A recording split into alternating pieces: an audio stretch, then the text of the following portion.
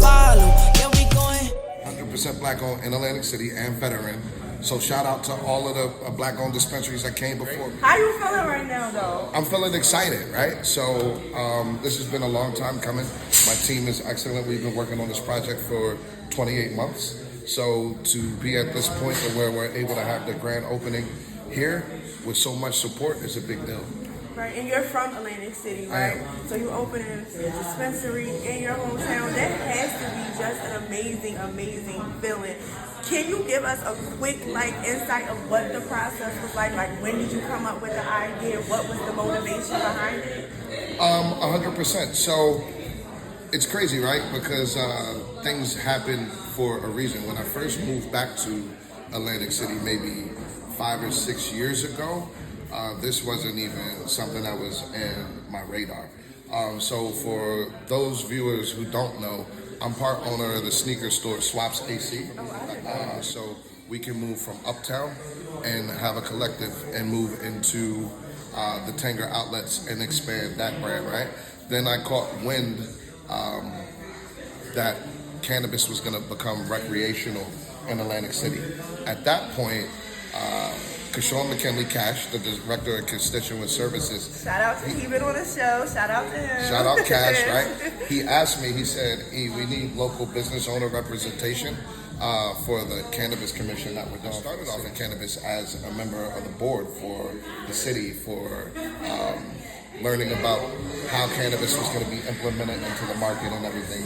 And then a light bulb went off in my head and said, well, you're a businessman, you can do it. So at that time, I talked to my business partner, Chio, that's from Harlem, New York. He'll be here in a few.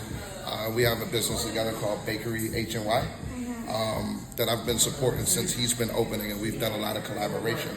And it just started off with a conversation. I said, hey, Chio, I think I want to open a dispensary. And then he said, that's crazy because my finance guy, Dom, he was talking about doing it. Shout out Dom, that's Dom over there, right? So it all just started off from an idea and conversation, and that turned into a focus group, which turned into weekly meetings, which turned into us putting our resources together and doing the application from start to finish. So most people go and seek outside counsel. They're paying lawyers, they're paying consultants, right? So it's kind of like God ordered our steps. So I have Chio that has all of the celebrity and hospitality experience, and he does our marketing and such. And then I have Dom, who's always in lockstep working the finance with the SEC and doing compliance and everything. And then my partner, Mike. Not sure if you're familiar with that show, Tonight's Conversation. No, I'm not. It's a big deal on Instagram. So shout out Tonight's Conversation and Mike the Poet. He is also a real estate mogul. So all of this experience that we had, it just turned out to be all the things that we needed to be able to get to the finish line, right? So it's not a me or a Mike or Dom and Chio thing, because only the man above can put all of those things together, and we didn't even know that we needed all of those things together, right? So everybody's expertise has helped us get to this point. I love that. One of the things I love that you said, y'all had focus meetings, which I think is very important whenever you're trying to build something or just do anything in life. Sit down with like-minded minds and just see what you can come up with. Yes. And that's one of the questions that we were asking your people that came into the dispensary was, what do you think something that black and brown people need to discuss? Because that's what Sip and Discuss is all about, bringing us together to communicate and have those discussions. And one of the ladies did say, communicate. Like, we need to learn how to talk and communicate together so we can grow as a people. 100%. I don't disagree. And the biggest thing that I think that any business owner, black, brown, purple, whatever, is being comfortable with hearing the words no, being uncomfortable to fail, because you might fail 50 times before you get it right. So, nobody sees but that's those the difference between the people who make it and the people who don't. Just the ability to say, okay, this wasn't a failure, but it's a lesson learned. And how do we regroup and get to where you want to be? So a lot of it just has to do with will, determination, because you can always find resources, right? And if you have a good plan, those people with the resources, they'll see your vision.